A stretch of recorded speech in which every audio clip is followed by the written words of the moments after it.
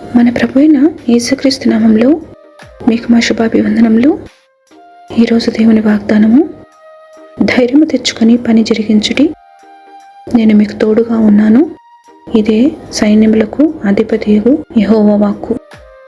నేను మీతో చేసిన నిబంధన జ్ఞాపకము చేసుకొనుడి, నా ఆత్మ మీ మధ్యన ఉన్నది కనుక భయపడకుడి. హగ్గై 2వ అధ్యాయము 4-5 వచనాలు. Take courage and work, for I am with you, declares the Lord of armies.